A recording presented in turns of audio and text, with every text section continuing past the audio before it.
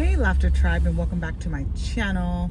Today I'm going to be talking about why toxic people always ruin holidays or special occasions like your birthday, your favorite holiday, just things that are important to you that you get excited about.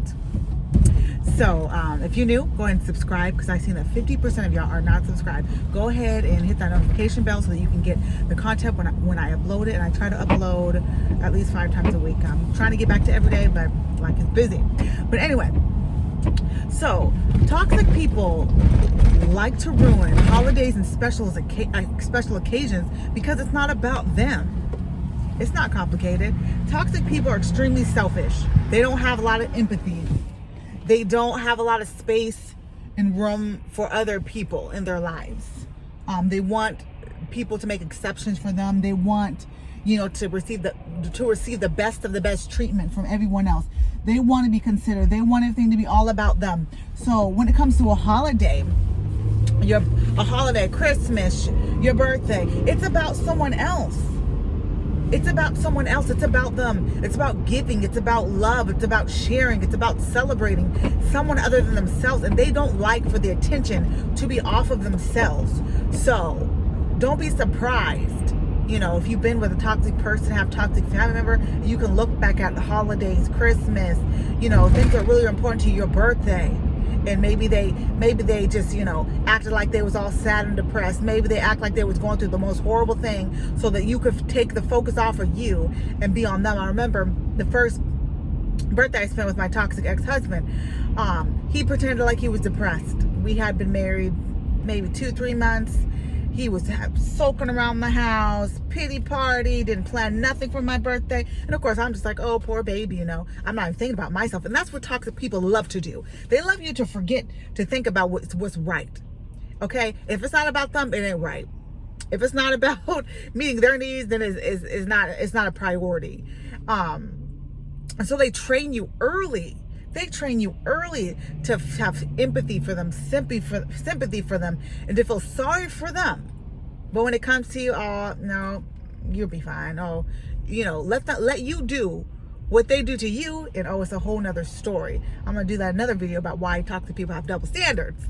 Because double standards everywhere, because if you did what they did to you, they'd be gone in a minute. They'd be talking about you in a minute. They probably already are, because they're toxic, and that's what people do. They love attention. So even if you ain't doing nothing wrong, they will make up something or create something to talk about you about. You doing the best, you loving them, you giving them everything they need, you being faithful, you being loyal, and they will talk about you like you are trash, like you just killed their childhood puppy, because they want attention. Because if you're a good person, you're doing what's right, then they're gonna look bad if they're treating you bad, right? But if they can convince themselves and other people, especially people who you guys have in common, who you both know, that you're the problem, then when they're yapping and complaining to try to get attention, that they'll blame you. So people be looking at you sideways. They're not gonna say it to your face, but they're gonna be looking at you sideways instead of the truth that it's the toxic person causing the arguments, the fights, the mayhem, and the strife in the relationship. And so, because this holiday season is coming up, if you have toxic family members, if you're with somebody toxic, do yourself a favor. Don't waste another minute, another day tolerating that. Because the truth of the matter is that we teach people how to treat us. Maybe we didn't learn, maybe we didn't know this. And we're not at fault for not knowing this. We're not at fault for having a toxic mother or father, or people who taught us toxic ways to tolerate toxic behavior, because that's what we grew up around. You're not at fault for that. But you are responsible for letting someone devalue you, humiliate you, make you feel like they're the priority, but you're not. I'm talking to myself here, because I've had to go through this with my own mother. I try to be transparent with you guys. My mom, you know what I mean? She's been toxic, and that was the root of my toxic relationships. I realized that that's where it started. That's what desensitized me to toxic behavior. So it was normalized in my childhood, so that when toxic men came into my life, it was uncomfortable, it was weird, and I knew I deserved better, but I thought that I could change them. I thought that I could love them into loving me. I thought I could love the toxic out of them, you know? You can't do it. People have the choice to change or to remain who they are. People have the choice to rise above or to stay in the trash heap.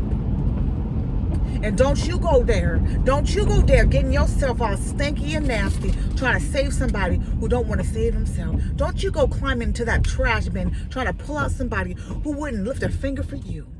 You hear me? And it takes really telling the truth. And I wish somebody would have been honest with me. Yeah, people said, oh yeah, you know, you should leave that person. Or they kind of just stopped talking to me a lot when I was in those relationships. You know, people I cared for, and it really hurt me a lot. And no one ever really told me the truth. Crystal, you deserve better. So I'm here. You watching this, you deserve better. You deserve to receive the same love, goodness, and kindness that you give out. You deserve the same effort and energy that you give. You deserve someone who's going to love you, value you, not make you feel like a burden, not make you feel like that they're doing you a favor by being with you. Yeah. No, they're not. You're doing them a favor. If they can convince, they love to switch it. Oh, I'm helping you. No, you're not. I'm helping you. Without me, your life is going to be trash and just horrible. So you better thank God while I'm in your life. No. So learn to love yourself, people watching this Laughter Tribe. I love y'all. Don't let another toxic person ruin your Christmas coming up, your New Year, your Valentine's Day. You deserve real love. You deserve pure love. You deserve people with good intentions. We don't have to question, you know, who they are in their heart and their mind towards you. You deserve people who value you, who want to be the best version of themselves for you. Don't settle for less.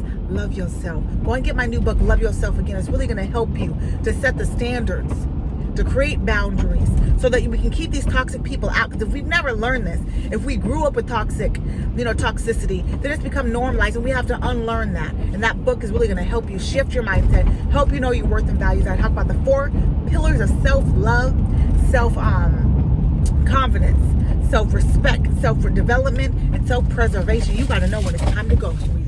You got to know when I've done all that I can and it's time for me to go, because you ain't about to take me out, okay? You ain't about to destroy my life with your foolishness. You got to know when it's time to go. Get that book. It's going to help you. It's going to set the record straight. You will not be confused after you read this book, honey. Okay? I love you. Love yourself again. Love yourself again. Love yourself again. I know you played the fool. Girl, I played it too. Love yourself again. Love yourself again. Till next time, I'll see you later. Go and like this video.